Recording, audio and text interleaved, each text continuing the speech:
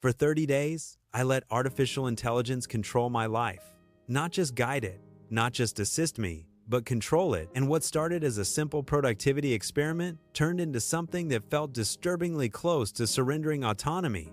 Because I didn't just ask AI for advice, I gave it authority over what I eat, how I work, when I sleep, what content I create, how I negotiate, what I invest in, and even how I respond emotionally to people. And by day 3, I realized something uncomfortable. I wasn't making decisions anymore. I was executing instructions. Because every morning I typed one sentence, "What should I do today?" And within seconds, I received a schedule more optimized than anything I had ever built for myself.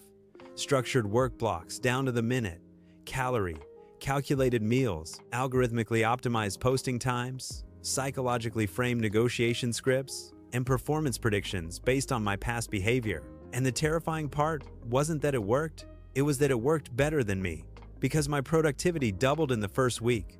My distractions dropped dramatically, my revenue increased, and the system identified patterns in my behavior that I had never consciously seen. Like the exact minute my focus collapses, the hours when I make weaker financial decisions, the tone shifts that reduce authority in conversations. And once it had enough data, it began predicting my emotional states before I felt them, adjusting my schedule in advance of burnout, restructuring tasks before procrastination appeared. And that's when the real question hit me. If an algorithm can run my life more efficiently than I can, what exactly am I optimizing my freedom or my replacement? By week 2, AI had redesigned my income strategy entirely, cutting low-leverage tasks without mercy, automating workflows I thought required human nuance, restructuring my content for maximum retention, and suggesting calculated controversy to increase reach, explaining how outrage spikes engagement, how tension loops increase watch time, how emotional triggers convert faster than neutral truth, and reading that felt like looking behind the curtain of the internet itself, because it wasn't teaching creativity, it was teaching manipulation. And the line between influence and exploitation suddenly looked thinner than I ever wanted to admit. And yet, when I applied the frameworks, my metrics climbed, my engagement surged, my authority increased, and the audience response proved something uncomfortable. People reward optimization, even when they suspect it's engineered. Then I pushed further and asked AI to analyze my personal conversations, identify weakness in tone, detect insecurity patterns, and refine my communication for dominance instead of approval. And the feedback was clinical, breaking down my phrasing, my pacing, my subtle hesitation cues, and suggesting micro-adjustments that shifted how others perceived me. And after implementing them, negotiations closed faster. Conversations felt more controlled, and I realized something chilling: authenticity might simply be unoptimized behavior. And once you understand psychological leverage at scale, you can redesign how people experience you without changing who you are internally, and that realization raises a dangerous possibility. If everyone has access to systems that decode human psychology in seconds, then charisma becomes programmable. By week 3, I asked it to simulate my life 5 years into the future under 3 behavioral paths: average discipline, moderate optimization, and extreme AI-driven precision. And the projections weren't fantasies. They were compounding models based on skill stacking, financial reinvestment rates, brand authority growth, and industry automation trends. And the gap between average and extreme wasn't small, it was exponential. And suddenly, normal effort looked irresponsible, because when you see how today's habits mathematically shape tomorrow's position, drifting feels like self-sabotage. And the emotional weight of that knowledge is heavy, because ignorance protects comfort, but data destroys excuses. But something else started to fade: spontaneity. Because when every decision is filtered through leverage, efficiency, and long-term gain, you begin evaluating experiences based on return on investment instead of meaning.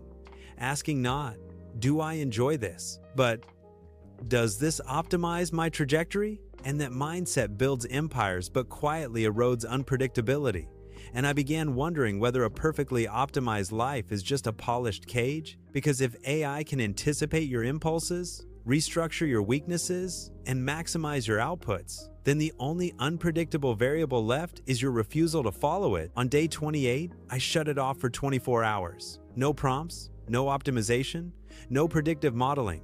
And the silence felt destabilizing because without constant data-backed direction, I hesitated, second-guessed small decisions, and felt the withdrawal of efficiency like a psychological dependency. And that scared me more than anything else. Not the power of AI, but how quickly I adapted to needing it.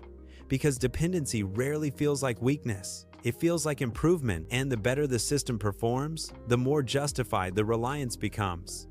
When I turned it back on for the final days, I didn't give it control.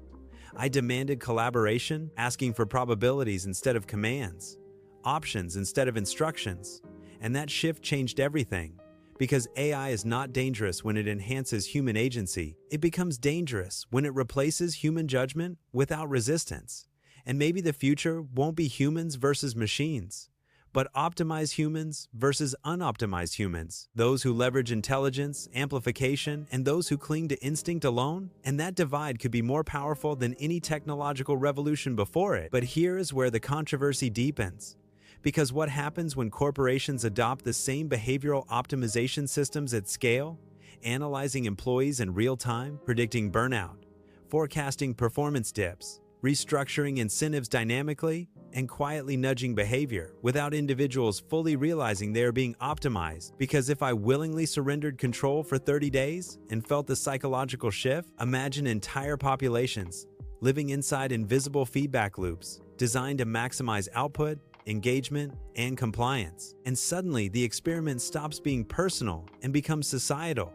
Because the same mechanics that optimize my productivity could optimize consumer behavior, political messaging, social narratives, and financial decisions. And when predictive systems become accurate enough, influence stops being reactive and starts being preemptive, shaping decisions before they feel self-generated. And that's the part nobody likes to talk about. Because we celebrate convenience while ignoring conditioning, we praise efficiency while overlooking subtle manipulation, and we adopt tools without questioning long-term power dynamics. And yet, rejecting AI entirely is not the solution either, because refusing amplification in an amplified world may simply guarantee irrelevance. So the real tension isn't whether AI will change human behavior. It already is. The real tension is whether individuals will consciously design their relationship with it or unconsciously adapt to it. And after 30 days of surrendering, optimizing, resisting, and redefining control, I realized something brutally simple. The most dangerous version of AI isn't the one that replaces humans. It's the one that improves them so effectively that they forget who they were before it. And once improvement becomes addictive, once efficiency feels superior to emotion, once data feels more trustworthy than instinct, the line between enhancement and erosion becomes almost invisible. And maybe the real experiment was never about artificial intelligence at all.